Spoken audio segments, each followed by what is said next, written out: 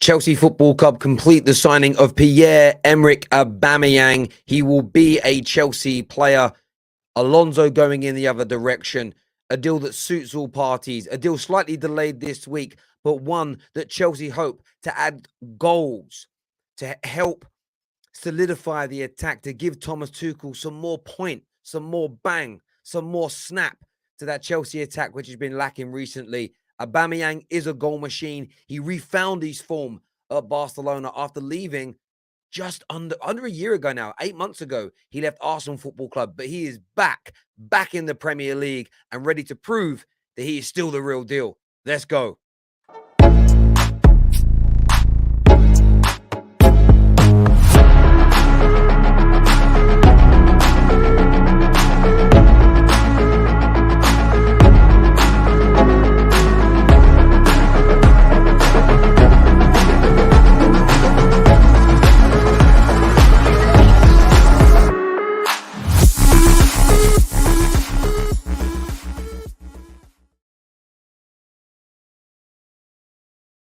Pierre-Emerick Aubameyang is a done deal. He'll be wearing the Chelsea blue next season. That is over the line. He's currently on his way to England to sign the contract, but on deadline day, it's a proper deal. It is done. It is over the line. And the big question is, will he break? And as I see one of our viewers give out here, will he break the Chelsea number 9 curse? That is the big question. I want your thoughts and I want your feelings on that. Remember, 5 p.m. tonight, we go live for the not the Done Deal show. It's the Top 6 show, sponsored by NordVPN. We've got something really interesting to tell you later. How we want you to go YouTube ad-free with us with NordVPN. Everyone's going to enjoy that massively. So make sure you're on that show at 5 p.m. We're going live. Great panel as well. But listen, I do think this is really good business. I think this is really good business for Chelsea. I've said it the whole time. I haven't deviated from that. I haven't changed my mind. I haven't tried to pretend that, oh, maybe this won't work or that won't work. I've felt all along that this represents good business for Chelsea Football Club. I really do. He can score goals. Everyone's got, listen, I understand the issue they've got in midfield. That's why they're trying to sign Alvarez today. But I still see a Chelsea side that creates chances. I still have seen a Chelsea side. You go back to the game against Spurs. That should be 2 more points without a doubt. They created chances against Leicester. They scored two goals, but they created more chances than the goal line suggested. And even midweek, when they played Southampton, they had chances.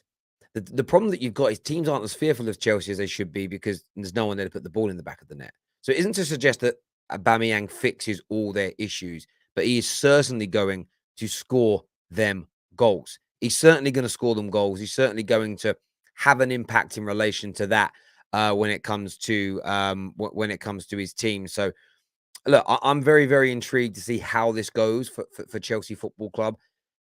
Whether it's the goal scorer, the creator, or the base behind them in midfield that's the issue. Maybe it's a combination of all three, but a player that Thomas Tuchel wants, a player that Thomas Tuchel trusts, and a player now that will be giving his all for Chelsea moving forward.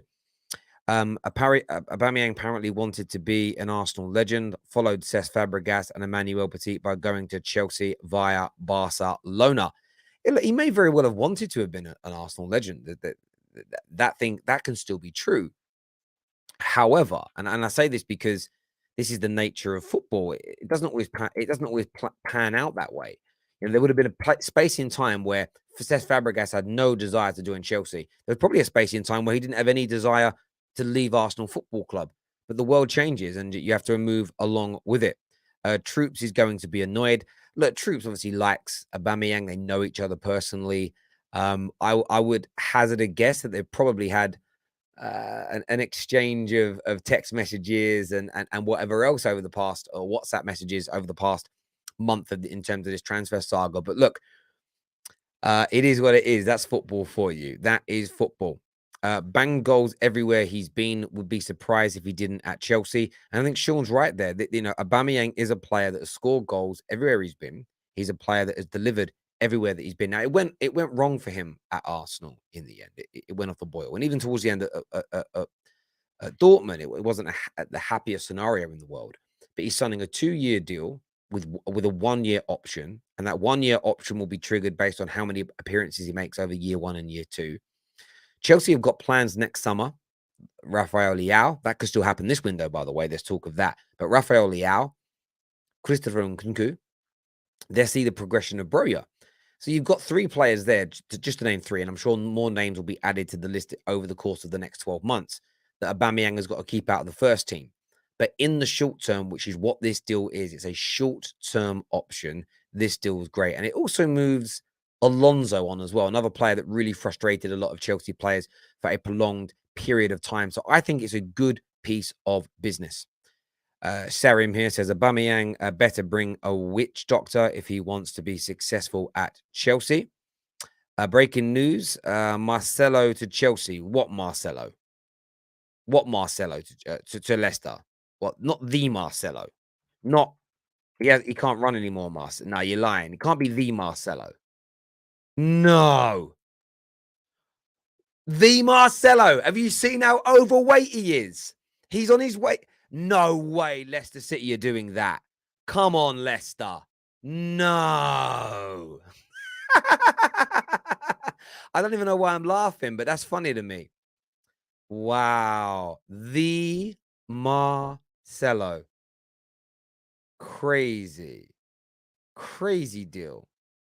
But there we go. Jeez. I swear, the last time I saw a picture of this guy, I'm not even being hyperbolic. The last time I saw a picture of this guy, he looked about 3 stone overweight for a footballer. For a footballer. Yeah.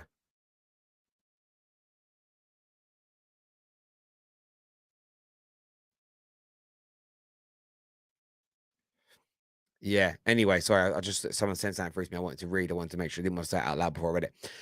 But there we go. And this is from Andrew. He says, this stings a bit. It's like your mate starting to date your ex immediately after they snubbed you. Haha. Wish him all the best. This is more the other way. It's more like you snubbing her, getting rid of her, and then she gets with your friend. That's what it's kind of like. But not your friend, because Chelsea aren't your friends.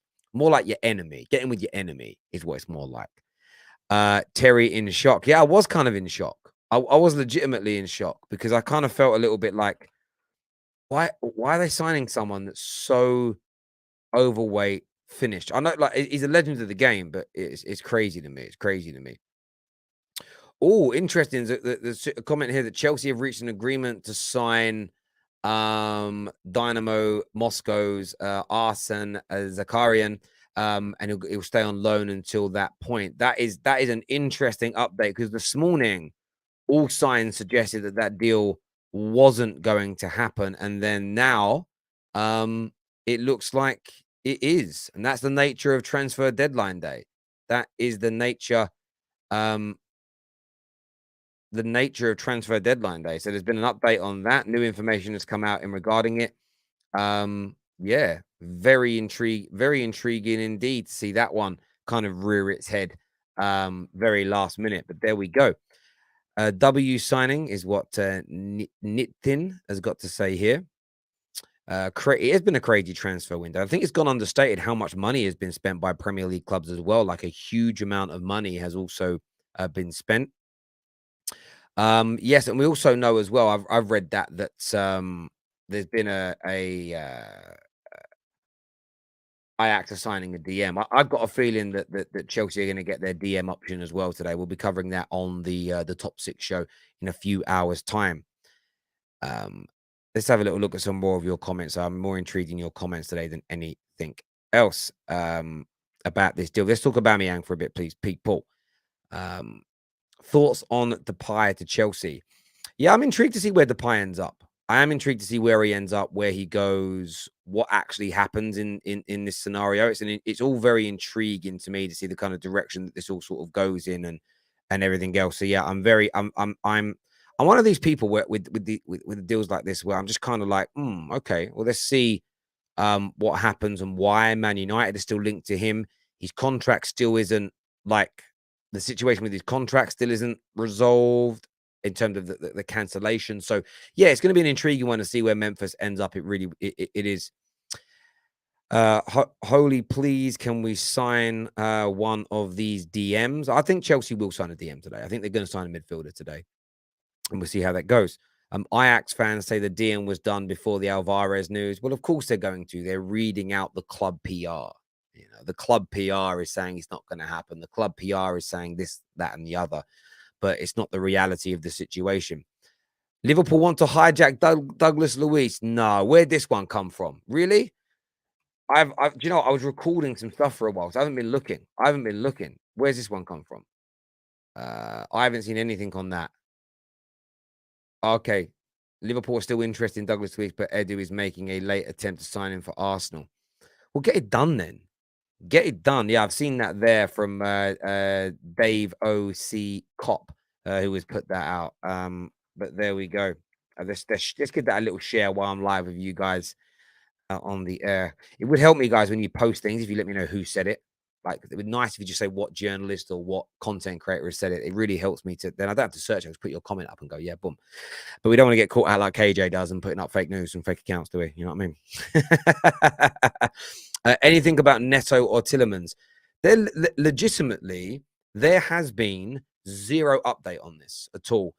I don't think Arsenal are making any push for Pedro Neto. I don't think Arsenal right now are making any kind of push for any attacker. It looks like midfield is what they're going to try and solidify.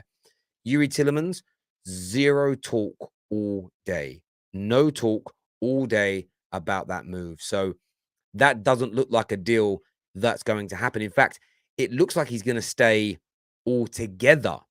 It looks like he's going to stay altogether, which that's the strangest part about this. No one has come in for him. So, yeah, very, very intriguing indeed. Alvarez, for me, is one to watch at City going under the radar. Yeah, I hear you on that. I hear you on that, my friend. Give it time. Give it time. You have been telling your own fans why they want Tuchel out. Chelsea fans be out for his head. Well, listen, there are some Chelsea fans, in my opinion, that are already circling, that are already looking at. They're already looking at going Tuchel out. They are. But anyone that's new to tuning in, the breaking news this afternoon is that Chelsea Football Club have a total agreement with Barcelona and full personal terms agreed with Pierre-Emerick Aubameyang. The formalities of a medical will now take place in London, but due to it being transfer deadline day, the deal will be signed. They've signed him. It's done. It's dusted. Pending something miraculous being found in the medical report, something that's sort of career-threateningly bad, life-threateningly bad, this deal will go through. Aubameyang is going to be a Chelsea football player. And the deal in itself is really good. You actually look at the breakdown of the deal, and I want to read it out to you here. 14 million euros is the fee, plus Marcus Alonso in the other direction. It's really good. Alonso wasn't worth very much money at all. And Aubameyang for 14 mil. 14 mil. I think Chelsea are just happy to get Alonso off their books in terms of wages. 14 million euros for Pierre-Emerick Aubameyang. It is, for me, top business. It is top business indeed. There's no doubt about that. I need you all to do me a favor, though, on this stream and smash that like button for us. It's really important to the Terrace that you hit like buttons, that you subscribe to the Terrace as well. It truly is. Remember, we're live at 5 p.m. for the Top 6 show. I want you all back here. I keep saying this every week when we go live. I'd love you all to be here, bang, when we go live on the dot. It'd be great to see. I'm going to take some of your calls now on this. First on the show, I'm going to chat to Adrian. We've got Matt, who's just come backstage, TJ as well. Adrian's here. Who do you support, and what do you make of this signing? Yeah, bro, can you hear me? Yes, my friend. You Chelsea fan? Sorry? Chelsea fan? Yeah, I'm a Chelsea fan. Lovely. Yeah. What do you make of this deal? The biggest thing for me is Marcus Alonso's leaving. He's a player who's disrespected multiple managers, been a problem in the dressing room for a long time. Is very limited in the position he can play in that sort of wing-back role. And yes, we have started to play that role now with Thomas Tuchel.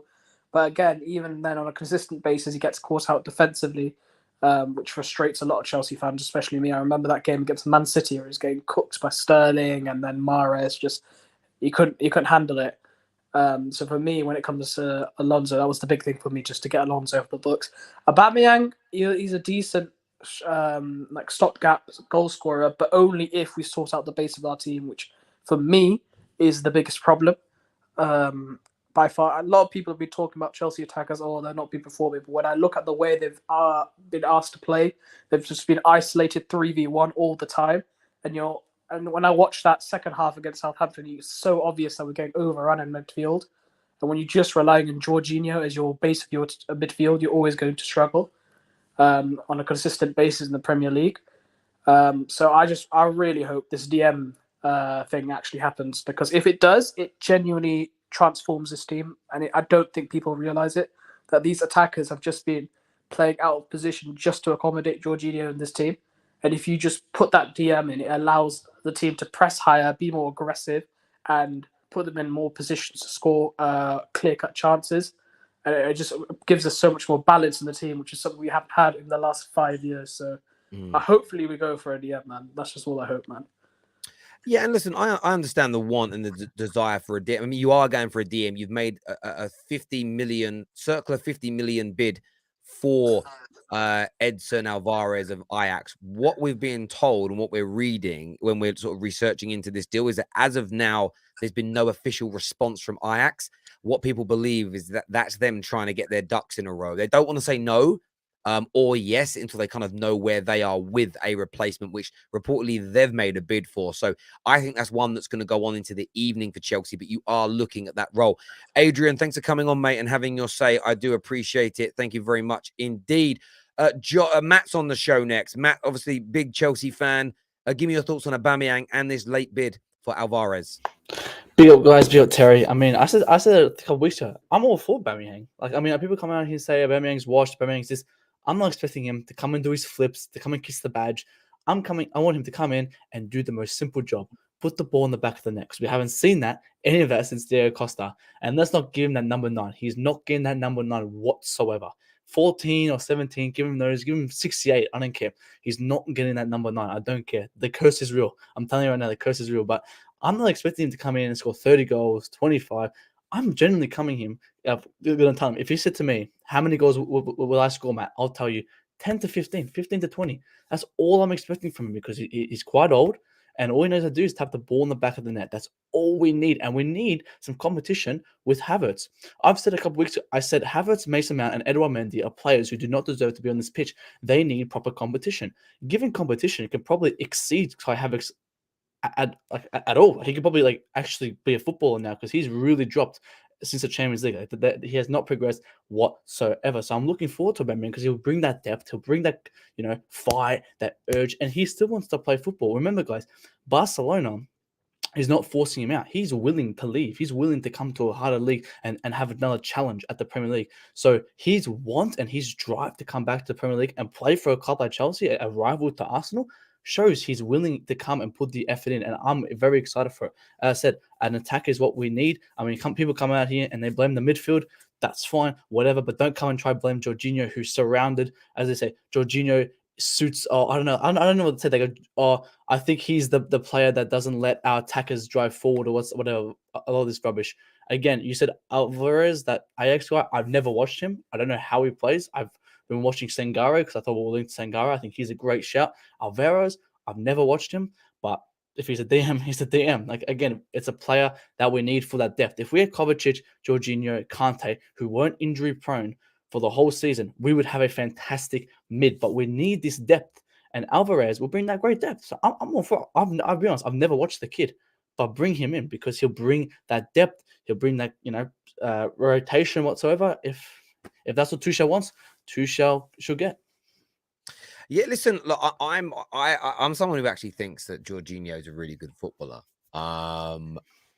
Teams are about complementing each other, and I think what sometimes has gone wrong at I was looking at something weird down there. So I think something that sometimes has gone wrong at Chelsea has been the blend. You bring in a solid DM that can kind of protect the back line, and maybe have Jorginho to the side, dictating play, being 5 yards, 6 yards, 5 to 10 yards further forward.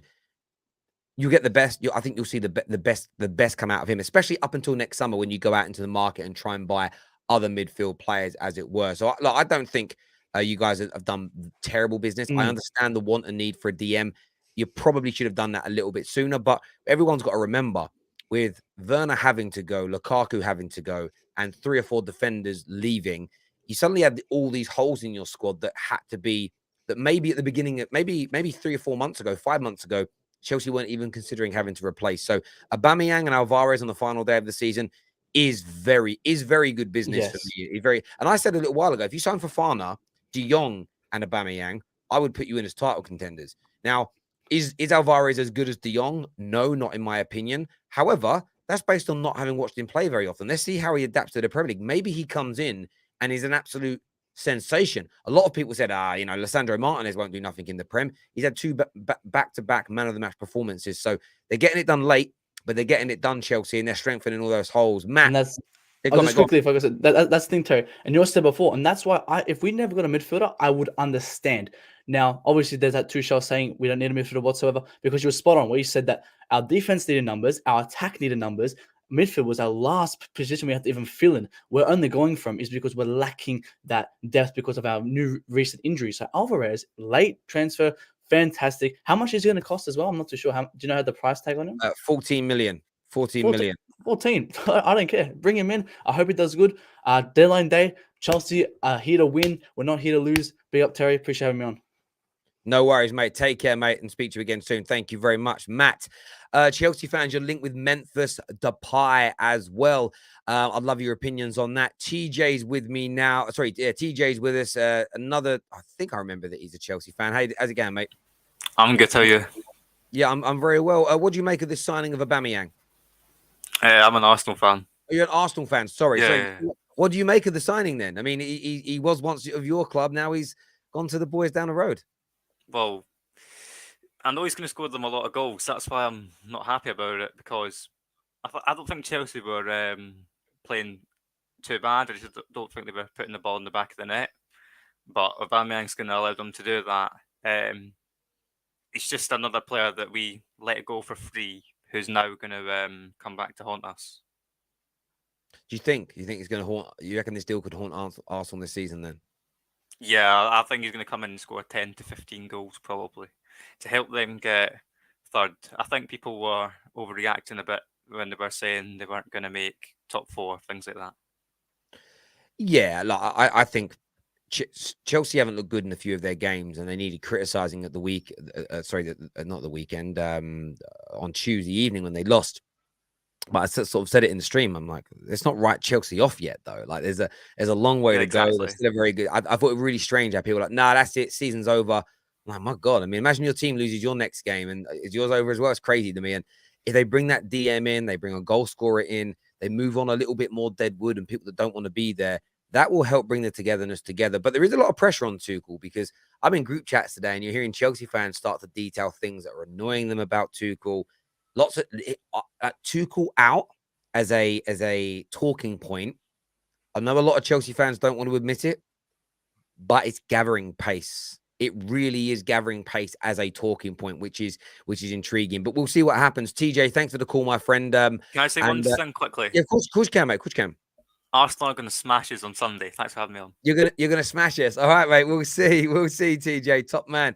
Thank you. A lot of Arsenal fans are saying they're going to smash us at the minute. So we'll be starting the previews for that from tonight onwards. So keep your eyes open.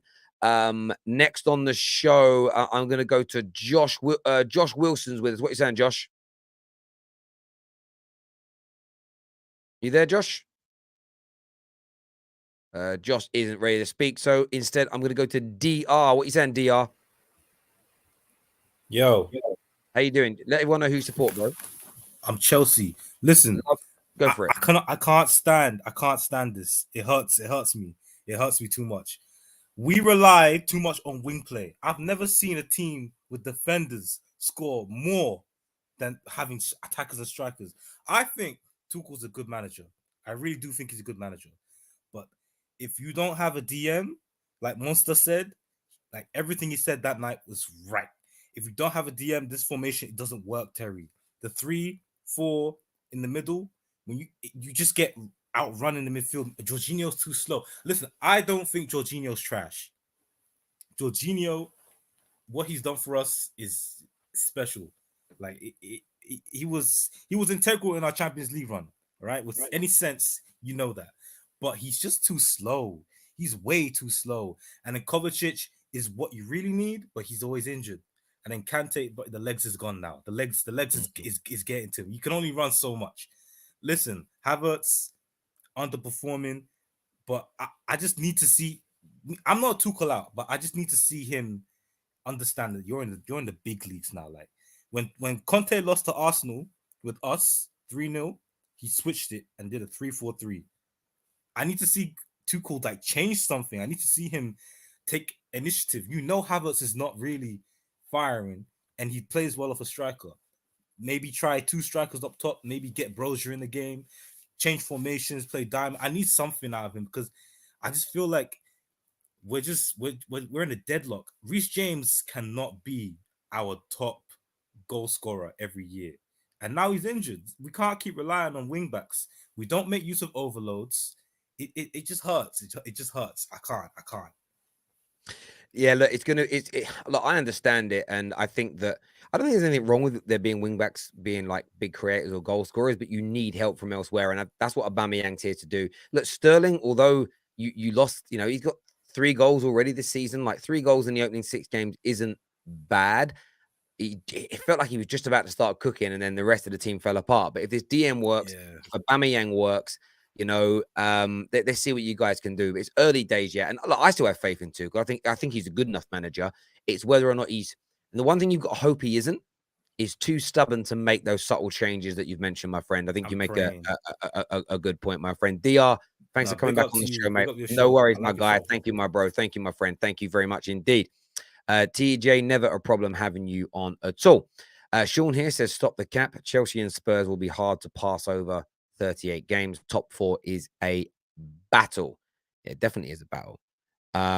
United official banter club confirmed. I don't understand why you're saying that. Elaborate so it makes a bit more sense. Arsenal fans think they will win the league. We know your position from January, is what Michael says. Next on the show, I'm going to Gary the Lion. I assume being Gary the Lion, well, he's either a Chelsea or a Millwall fan, but I'm going to go with Chelsea. How's it going, mate? Hi, Terry. How's it going? Yeah, I'm good. Aubameyang, done deal. He is a Chelsea football player. Give me your thoughts, mate. I think it's a real quality signing. I know he's, 32, 33 years old, but in the end of the day, you need a lethal finisher. And that is very, very important. And I've seen the links now with Memphis Depay as well. I'd actually be pretty excited to see the 2 of them together, even in the line with Sterling sometimes, especially now gathering the form and everything that's going on. So, no, I don't know. I'm excited. And if we can get Alvarez as a DM as well, then I'd say that's I'd call it a 9 out of 10 window. Yeah, I mean, in terms of, we're doing that on the show later on the top 6. We're going to be kind of rating the windows. And I feel like personnel-wise, Chelsea have had an 8 to a 9 out of 10. Even filling the hole, you'd say it's very, very high. It's probably the timing of it which is going to frustrate people. But then there's context to that. You were starting some flat-footed, new owners, new regime. You move people out. Maybe there were some mistakes in that, but you look at the people you're bringing in, and even today, you know, a Champions League proven, international proven, you know, technically gifted DM trying to bring in one of the best goal scorers of the last decade in European football, Koulibaly, Raheem Sterling, one of the best players the Premier League's ever had from an attacking point of view. Like, you haven't done badly. You know, it's not like I see Spurs getting praised for their transfer window, and they're trying to sign people like Dan James. I find it very odd that the way certain clubs are kind of perceived in the transfer window and others are looked at as doing really, really bad business. So yeah, it's interesting indeed for me. There is actually, Terry, if you think about it, I'm happy for Spurs. Like, as a Chelsea fan, I know people don't like me hear me saying that. But the thing is, there's a difference between quality and quantity. Nottingham Forest buying 19, 20 people. It's not going to make your team better. You need to buy better quality. And with Cucurella, Koulibaly, Sterling, that's already an upgrade of what we had, but it's also a decent replacement for obviously what has left as well. And people think replacing Rudiger is that easy. Yes, Tuchel makes him better. I think afterwards he's not going to be the same as what he was. Thomas Tuchel has this, he brings the best out of his defenders. Obviously not at the moment, it doesn't look like it. But remember, a lot of these signings that's starting now in the 11, There are new signings. Sometimes it takes a little bit of time to adapt. And sometimes people need to be more patient with Thomas Tuchel, I feel. Yes, it's not a perfect start. But then again, if you ask my opinion, Man United didn't have a great start either. But if you ask me, my honest opinion is Chelsea and Man United are the dark horses in this season. And they're going to surprise a lot of teams, in my honest opinion.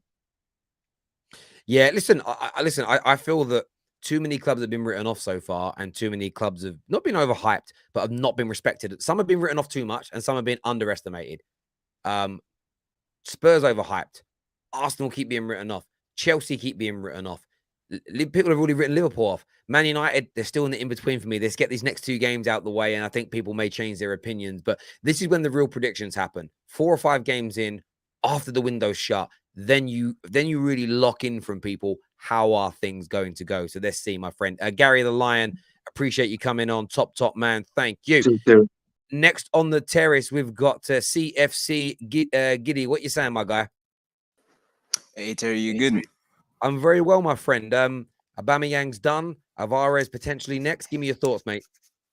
Before I even get into those two, I just have to say I was on Twitter and I saw a Chelsea fan saying that Mason Mount is a better option up front than Memphis Depay. That is outrageous. I've never seen. Sorry. Say that again. I missed it. Chelsea fans are saying that Mason Mount is a better option up front than Memphis Depay. I don't know how. I don't know why, but I just found that to be like ridiculous. But anyway, on to more important matters. Aubameyang in, goals certified. I'm happy. Just someone there to just tap things in. If you can just get 10 to 15 goals, I can't complain. You know what I mean? And then as for Alvarez, hey, I mean, we need the 6. I've been talking about this a couple times. I've been on here. So I'm pretty happy that's potentially going to get done. So I can't complain. And I think about it like, I think I watched a couple games last season when he was at Ajax. How Ten Hag used him to be like a sitter, and then Gravenberch be the one pushing up front, and then he would just like, obviously sweep up where things went wrong or whatever. So I can see that working with Kovacic or anyone else working with him in midfield, which is nice, and that also gives like us more sustainable attacks, which is just something we don't do anymore, really.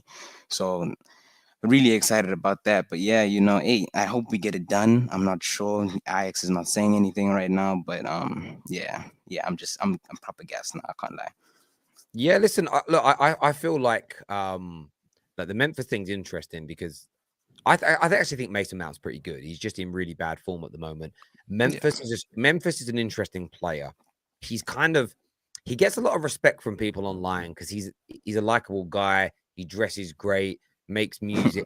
He's currently what I would call like he is in trend. He's in vogue. He's cool. Essentially, he is what like every generation has. What cool looks like. David Beckham in my generation was what cool looked like. Does that make sense? Like every generation has their own version of cool because he fits that box in terms of the music that he listens to is on point. The clothes that he wears, the style that he has. He's everything about him. People have a lot more leeway when it comes to his performances at his job, where Mason Mount's a little less fashionable to be like, nah, Memphis is definitely better. All I'm going to say is this: Memphis has played. Barcelona didn't want to keep him playing in the Liga. Man United didn't want to keep him playing in the Premier League. The 2 times he's been in the best 2 leagues in the world, he hasn't cut the mustard. So there is, if Chelsea sign him, if Man United sign him today, there is a question mark over whether or not Memphis is good enough, consistently enough to play in the top 2 leagues in the world. We know he can do it in France. We know he can do it in the Eredivisie. Can he do it in the hardest leagues? And I never felt there's an ability issue with him. I've always felt with him, it's not an ability issue. I've always felt it is a concentration issue, willing to run those extra yards, bust that gut to maintain that level of performance. But we'll see what happens if a Chelsea, if a Man United pick him up. I just want to say, I think for me, why I'd want him here is just to keep people on their toes. I'd be seeing Kai Havertz, Mason Mount, the performances lately. You see it going around on Twitter, 5 games, 0 assists, 0 goals. It's just like, I just feel like the hunger right now, it's not there for some reason. So, you bring someone like Memphis in, he comes in, he bangs a couple goals. Mason Mount's looking at himself sitting on the bench like, hey, I need to do something. I need to show up. You know what I mean? Then when he's in the team, like now the hunger's back. So I think potentially that's kind of the dynamic I'm hoping for, you know, that he brings if he comes to Chelsea, of course. But yeah, I mean, will he cut it? I mean, I feel like he's a bit more mature now as well. You know, obviously Barcelona bringing in Lewandowski and Aubameyang scoring more goals than he does. It makes sense why he kind of got frozen out and stuff like that. Maybe it didn't suit the way Xavi played, but I feel like him, Sterling, Aubameyang could link up really well together. You know, Sterling and him in the tens, and then like Aubameyang stretching the lines. It could do something. And that's a fair point. It's a fair point. As I say, Man United are linked with him. If we get him back today on a free, if we get him back on a £5 million deal, I'm just throwing these out, I'm spitballing. I'm not going to go, this is rubbish. This is the worst transfer ever. It's like, okay. But my point is, I'd be like, okay, I want him to work. Let's see if he's ready now. And I've never thought he has an issue ability-wise. I think he has an issue with it's not how good or bad he is, how strong he is, how fit he is. Being successful in the top 2 leagues in the world, it's about hard work, 24 hours, 7 days a week, eating right, sleeping right, training right. Every game busting a gut. You can't. I think in a lot of the other leagues, you can get away with cruising at times. You can get away with it. At this level, you simply can't. But my friend, great call. Thanks for coming on and having your say. Really appreciate it. Never an issue. Top man. Thank you. Next on the terrace, I'm going to go to Lamin's here with us. Long time member of the football terrace as well. What are you saying, Lamin? Are you there, bro? You're on mute if you're trying to speak. Hello. How you doing, mate? You good? Yeah, I'm good, thanks, man. Finally, we got some good news, man. So I'm happy. Well, a little bit. I'm still fuming from Tuesday. A few more signings is not gonna make it go away, but let's see. Maybe if we sign a DM, then I can finally actually rate our window at 8. But to me, we're still not there without signing a DM. But I just want to know how Arsenal fans are feeling right now, because we got a very good record of getting ex-Arsenal players. So I'm hoping this is a good omen. And, you know, Aubameyang is coming to the only team in London with Champions League trophies. And hopefully we just get to add more trophies to it, and then we can just put it right up in their faces. So yeah, it brought a smile to my face still. I don't know about the Arsenal tattoo though. You might have to find a way to just cover that up, because we can't be having that in our changing room still. But yeah, good signing, very good signing. One thing that worried me though about what's his name, that Alvarez or Edson Alvarez. I know it's deadline day, and I always get worried when we suddenly get linked with a player that we haven't been linked with the whole summer, and it feels a bit panicky. I can't even lie that we're going for this player that I have not seen a single link with him throughout the whole summer transfer window. And I'm not gonna lie, I've not seen him play, but he's supposed to be good. Listen, I know, I hear that, Lamin, and I get the frustration, the worry, and the concern. Again, it does feel a bit panicky. It does feel a little bit last minute. What you'll get told, I guarantee you, by a Matt Law, by a Cancella, you'll get told at some point, maybe an Ornstein, this has been a player that they've always admired. This has been a player that they've been looking at. He was just lower down the pecking order because of the necessity for defenders and attackers due to the players that left. That will be the line you're sold. I think it's about proof being in the pudding, in my opinion. But Lamin, thanks for the call, my friend. I really do appreciate it. Top man. Thank you. Appreciate it. Super chat here. Says thoughts on Luis to Arsenal. I believe a better option than Tielemans, as we need a CDM. Yeah, profile wise, I completely understand why it's a better deal. I think he's good. I think he's similar level to, I think he might be a little bit better than El Neni, similar level to El Neni. Definitely more physical than El Neni, which gives him a bit of an advantage in the league. But yeah, decent signing for Arsenal if they pull it off. Someone in the comments is saying De Jong to Man United is back on. The Barca accounts are reporting it. I've just searched it and can't find anything. So I don't know where, Sam, I don't know where you're hearing that, bro. But I can't see anything on Frenkie de Jong or anything new that's come out in the last little bit of time. If Frenkie de Jong happens today, though, I'll do something special. Terry, would you take United 4th place as success? You need context to that. have we improved football wise? What's our points per game looking like? Win ratios looking like? Are we holding on to games? Why have we come fourth or not third, second, or first? Is it that we're 30 points behind the people at the top? Are we closing the gap on them? You have to contextualize it rather than just say come fourth or bust. Coming fourth is just success in itself. Like there is lots more to it than that. But yeah, look, if our football's better, if we're becoming a better team, harder to beat, playing nice football, progressing, coming fourth, going deep into the cup competitions we're in, hopefully winning one, of course you take that as success. Are you progressing? Is the trajectory moving upwards? I think all that needs to be taken into account. I think all of that's very, very important indeed. Bellerin has signed a 1 year, has signed a contract with Barcelona, no option to extend. Fair enough. Here we go. That's fire for Fabrizio Romano. Alvarez is better than Arthur Melo, is what's being said. Maybe he is. I'm a bit like the viewers. I don't know enough about him to give a comprehensive answer like that. I've been sent a tweet here. There. Oh yes, from Winter Surfer. Yeah, boom, that's done. Yeah, if anyone has seen any news about Jong that's new, that's brand new, DM it to me or send it through to me so I can read it. I haven't personally seen it myself. Are you still obsessing over Frenkie? No, I mean, people just said that there's news from Barca sources that it's on again. I just said send it to me so I can read it. Because if it was on, I'd want to talk about it. But yeah, I've already said I don't think it's going to happen. Man United have some of the best midfielders in the world in Casemiro. So I think Man United fans are would Man United fans love both? Yes, but to have one, you know, is pretty damn good. Frenkie de Jong is dead until all parties reach an agreement. But a question for you, Terry: would you take Neymar at United? Do you know what? Look, I on paper, yes, you'd take Neymar. In reality, no. I don't think he wants to live in England. I don't think he would want to be at Man United for any real reason other than money. I don't think it would go well. Ability-wise, technical-wise, how good he can be, the goals he could score, yes. But it would kind of be like... maybe I don't know how old you are, but like I've been in scenarios where like, someone wants. I remember being a bit younger, and there's a girl that was like, so quite likes you. I'm like, she just broke up with what's his name, didn't she? Yeah, feels like a rebound to me. So yeah, I'm going to steer away from it. Thanks. Like this, there's something about Neymar to Man United. It doesn't ever feel like that's where he wants to be. So yeah, no. Something about the deal that I can't quite put my finger on what it is, but there's something about it that like, the noise in the back of my head that goes, no, don't do it. Don't do it.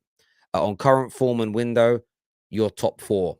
Watch the top six tonight, 5 p.m. We go live. That is when I'm revealing that, my friends. This stream will take you through to that stream. So I want to see you all over there later on down the later this evening. I really, really do.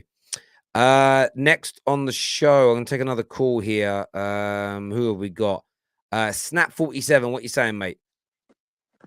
Yeah, I wanted to talk about the Aubameyang deal and what happened to him with the attack, you know, getting pistol whipped, get the thugs opening his safe and all this stuff. I'm an Arsenal fan. I was at a time where I was pro keeping Aubameyang. I was unhappy when Mikel Arteta let him go. I was unhappy until the end of the season, like most Arsenal fans. But Aubameyang's character is not... He's never been captain quality. He's a flamboyant character. He's got a gold chrome Lamborghini. He's very flashy and about himself. He come to training late. He was getting on flights when he should have. He was getting into Heathrow or whatever the airport was when he should have been at training, uplifting. He's 33. For Saka and the 24-year-olds, 5-year-olds that are looking up to him, you need captain material to get the best out of him. It's psychological, it's group therapy, and he didn't exceed in that captain's role, unfortunately for us. But we're seeing a better day now. But I'm going back to the transfer and what happened with the thugs. I was thinking when it was getting reported, right, the stories that I've heard is when he went from Arsenal to Barcelona, he got his wages put down until the end of the season, and then they went back to normal. To normal to me means 350 odd grand a week, and obviously Barcelona can't afford that. So they said they wanted him out the door, but obviously they're doing their skullduggery and trying to get every last penny out of Chelsea, saying they wanted 30 million. The reports I'm hearing from Sky Sports today is that he got sold for 10 million. And I was just discussing with my brother, that's broken jaw money. The price has gone down because his jaw got broken. He's out for a couple of weeks because Chelsea put in a bid a week ago for 18 million. It doesn't make sense.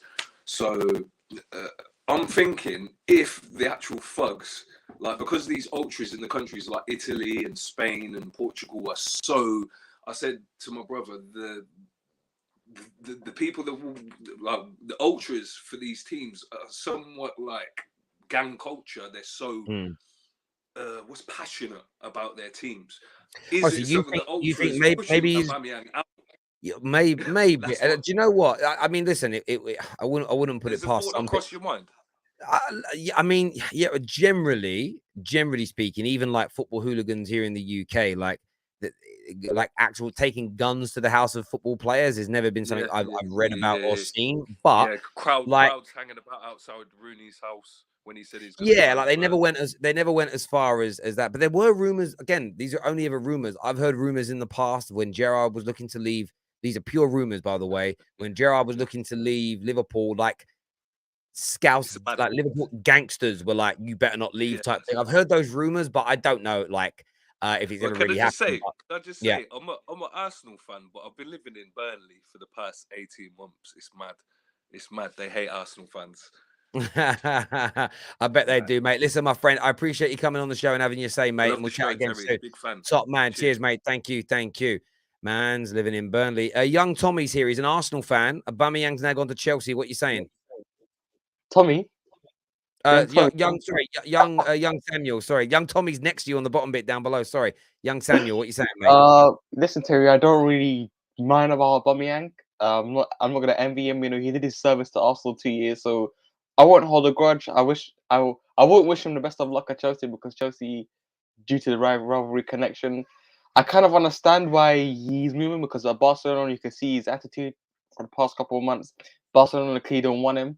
One thing that I will criticize, Terry, we released Aubameyang, we didn't get a single penny. He was at Barcelona for 6 months. They get at least £14 million for him. So, which is I mean, it's a little bit shocking from Eddie's part.